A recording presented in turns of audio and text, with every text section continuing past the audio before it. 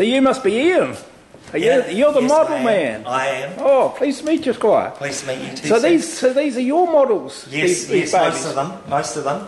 All right. The Hercules, the biplane at the back, and the Whitley here. All these models are mine, and the figures and the vehicles. Right.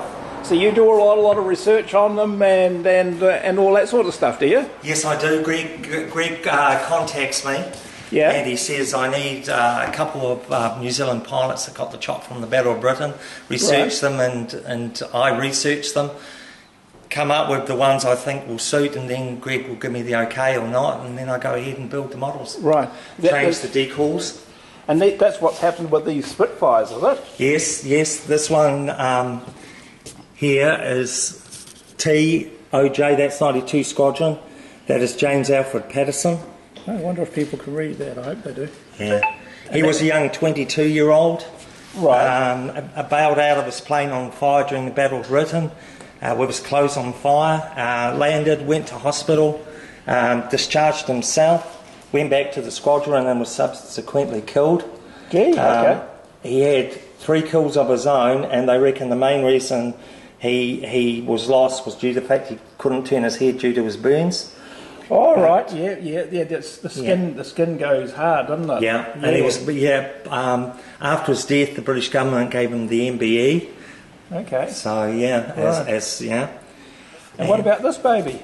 And this is a Pilot Officer Hill. He was formulating with 92 Squadron over the channel. They were climbing for height, and they got jumped by Werner Mulder's squadron, the German ace. Right, okay. And he was a ace himself with 7 kills. Right. And at the back, unfortunately, and him and an English pilot were killed. And it was a bit of an eerie thing because he actually turned back. His plane overflew Biggin Hill where the squadron was based. That's where the Spitfires were based, wasn't it? Yeah. Biggin Hill with 92 Squadron, flying Mark 1 Spitfires. And they found the Spitfire in trees 40 feet up about a month later, and he was still in the cockpit. So, yeah. So, golly. So when he had died, I don't know, but he made it, It was one of the... Pretty amazing stories, eh? Yeah.